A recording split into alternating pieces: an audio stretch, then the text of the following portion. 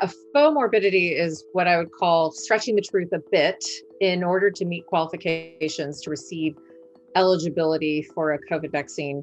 Let's just say earlier than what would probably be appropriate. The example I've seen the most frequently is someone who said that they're a smoker and might have only had maybe a cigarette or two within the last year on a social occasion, but is certainly not a chronic smoker. But smoking in many states qualifies you to receive vaccines earlier than if you were not a smoker with no other chronic condition. There are also many places that do not have obesity listed, but people have tried to stretch a little and say that if they're obese, then they're more disposed to have diabetes, even if they don't have diabetes technically, but want to also have a qualifying medical condition. Obesity is technically defined by a body mass index over 30. Body mass index over 25 is considered overweight. And we do have data that shows that overweight and obese people in particular fare worse when they get COVID, all other things being equal. So I actually do think that obesity should be a qualifying medical condition, but unfortunately in most states, it is not on the list for chronic condition. Patients that I have never met before have approached me and asked for some sort of letter, and they'll tell me that they have one of these chronic conditions. And then when I ask about other records, they don't have any.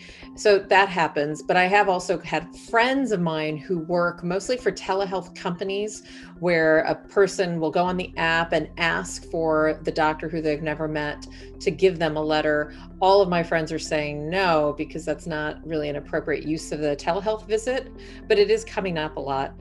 I think people are trying to jump the line because they're worried about missing out. They're worried that if they wait, then life being normal will be delayed, or that there might not be enough vaccine supply. I have heard that from people, that they're worried that in a month, there will be no more vaccine, when the opposite is quite the truth, that I expect in a month, you might be able to walk into any pharmacy and actually have potentially a choice of vaccines or appointment slots, unlike today. I have yet to find a lot of people, only one in the last 3 months who's been turned away for not having proof.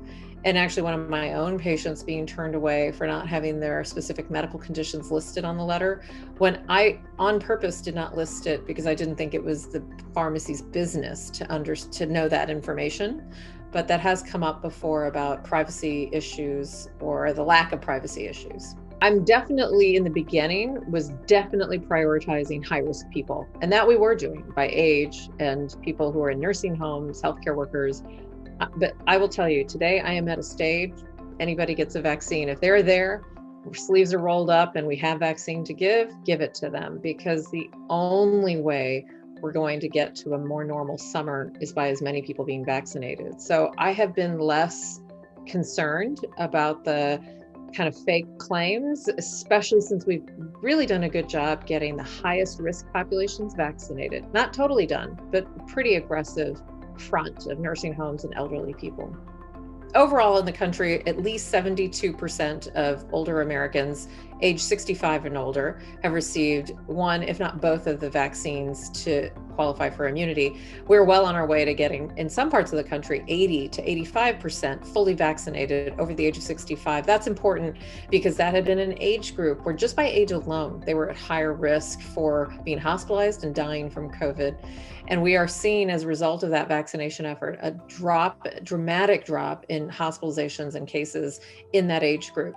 Interestingly enough, we're seeing an increase in cases in the younger age group, which is in generally not qualified for getting vaccinated today. But in many states, Texas being the first one, March 29th, opened up eligibility to anybody 16 and up. I suspect in the next 2 to 3 weeks, that will absolutely change the desire to stretch the truth about your comorbidities. And it'll also make it easier if you're a pharmacy or clinic or hospital. You don't need to ask for proof of anything other than age.